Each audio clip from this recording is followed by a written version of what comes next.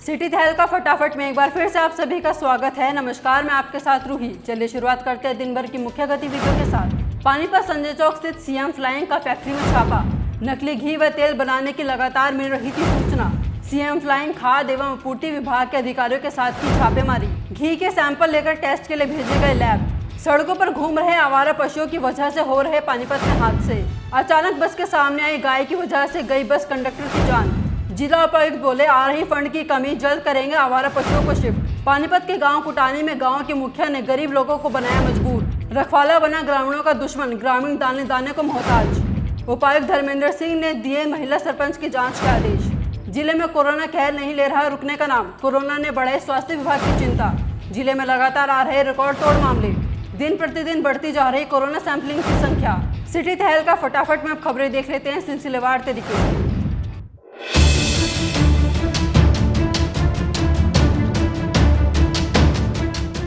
NC medical college Israna में corona संक्रमण की जांच के लिए बनाई गई लैब को मिली मंजूरी।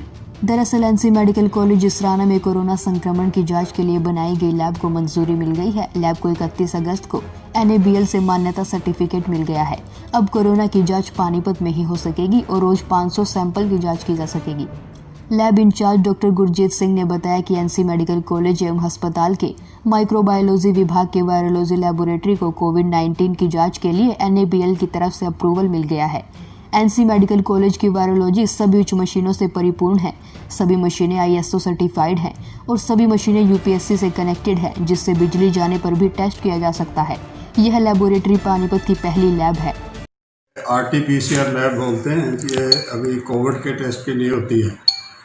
अभी कल ही हमारे पास इसका वो आया है, NABL की एक्रेडिटेशन आई है और अब हमने उधर अप्लाई कर दिया है ICMR में। तो जैसे ही उनका अप्रूवल आती है तो हम फिर इसकी टेस्टिंग शुरू कर देंगे। तो this is just for the information of these people. वो जो इस एरिया के लोग हैं, इनको असुविधा होती थी, इसलिए ये लैब बनाई गई है। और इसमें जो गवर्नमेंट रेट फिक्स करेगी उसके हिसाब से चार्ज होगा। अगर नहीं लेना होगा, गवर्नमेंट कहेगी तो नहीं लेंगे। ये लोगों की सुविधा के लिए है। इसमें जो है 1.5 करोड़ के करीब खर्च आ गया इस पर। तो टोटल जो है इसमें लैब एक्यूरेसी तो इसकी 100% के है, करीब है। इसमें कोई ऐसा नहीं होता। और इसमें एक है ऐसे, ये डेली के 500 टेस्ट करेगी। College principal doctor TS Punia ने जानकारी देते हुए बताया कि सैंपल कनेक्शन से लेकर टेस्ट करने का सारा काम अब एनसी मेडिकल कॉलेज में ही होगा और इसके साथ ही सैंपल की रिपोर्ट भी 24 घंटे में ही मिल जाएगी। ब्यूरो रिपोर्ट, सिटी तहलका।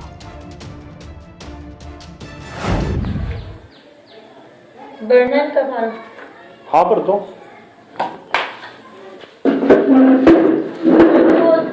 दुकान के अंदर रखा है। फोटो उठा कर दिए एक बार। कुछ और डॉक्यूमेंट तो रह गया नहीं, पूरा जिम्मेवारी फिर आपकी होगी इसमें। जिम्मेदारी मारी है कहीं मतलब करना नहीं। 2 महीने के अंदर ना आए तो पैसे हमारे से ले जियो। नहीं, कुछ नहीं लगता। नौके 50 नाम अपने चाहे कुछ करियो, अपने 50,000 का निकलवा गया।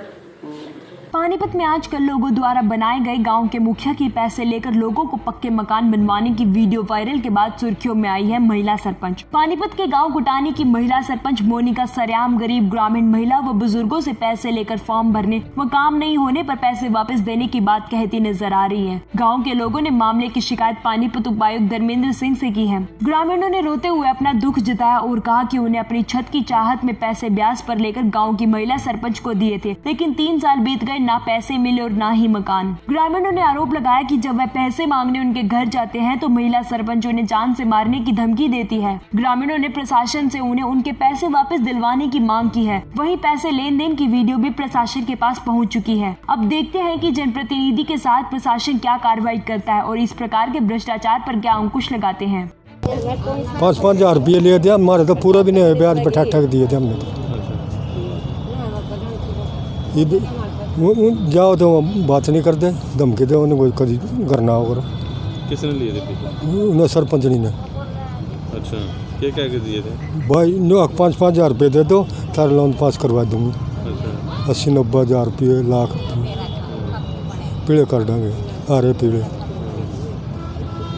दिए नहीं ना दिए नहीं, ना पर्ची दी लिखवा। कब लिए थे? उन्हें 2-3 साल लिए जी, बंदे लिए थे। पहले नहीं आए, कभी शिकायत नहीं करी पहले? ना पहले नहीं हमने शिकायत करी नहीं, वो दे देगी लोन करवा दूँगी। दिए थे 5,000 रुपये, मार पे भरवाए थे फार्म, हक थारे घर ये पास हो जाएंगे और लोन मिल जाएगा। थम ना थम अपने मकान बना लियो, कड़ी कुड़ी जिसकी गिर रही है। हमने कहा जी देख लो काम बनता हो तो करवा लो, नहीं तो मखा 5,000 था भरवा लग रहे हमारे पास है तो है नहीं, क्यों तो ब्याज पे लेने पड़ेंगे। अब कोई बात नहीं, आपके पीछे तो मिल जाएंगे, आपका काम तो बन जाएगा। फिर मखा जी कम है, अब कम कितने, मखा 1,000 कम है। अगर ना पहला पीछे पूरे लिया फिर भर जाओगा आपका फार्म। घर जो उसकी मालिक भी था, मालिक तो खैर दूर रह कर था, अंदर रह कर था। मोनिका थी फार्म भरण में, मोनिका ने फार्म भरवाए थे हमारे। तो कह रही थी कि अभी आ जाएंगे 2 महीने में। फिर उसके घर जाओ, फिर कहा ईब की उसमें आ जाएंगे, लॉकडाउन हो रहा, नोटबंदी हो रही, ये हो रही। मारता तो बकांदी रही, हम ईब किसके आगे फुहार लगावा जाकर। 1-2 बार यहाँ भी आ लिए, अभी तो कम है। उन्होंने कहा था कोई बात नहीं, बन जाएगा बन जाएगा। मखन नहीं, जब वो शुरू में बना नहीं उसी साल में लिए थे। अच्छा, तो पैसे नहीं दिलवाए? नहीं जी, पैसे नहीं दिलवाए ना, तो हमको हमारे पैसे दे दो वापिस, ना पैसे ना तो आगे जमा कर दिया, आगे भर रखे हमने। तो जब इस बारे में महिला सरपंच से संपर्क करने की कोशिश की गई तो उनका मोबाइल बंद पाया गया। महिला सरपंच की ओर से कोई जवाब मीडिया को नहीं मिला। वहीं मामले पर संज्ञान लगाते हुए पानीपत उपायुक्त धर्मेंद्र सिंह ने इस मामले में जांच के आदेश अतिरिक्त उपायुक्त को जांच सौंपी है और कहा अगर महिला सरपंच दोषी पाई जाएगी तो उनके खिलाफ कार्रवाई की जाएगी। उसकी जांच हमने एडीसी को दी हुई है। वो उसकी जो कंप्लेंट आई थी मेरे पास, उसकी जांच एडीसी महोदय को दी हुई है। वो जैसे ही कंप्लीट करके इंक्वायरी देंगे, रिपोर्ट देंगे, उसके आधार पर कार्रवाई कर दी जाएगी। ब्यूरो रिपोर्ट सिटी तहलका।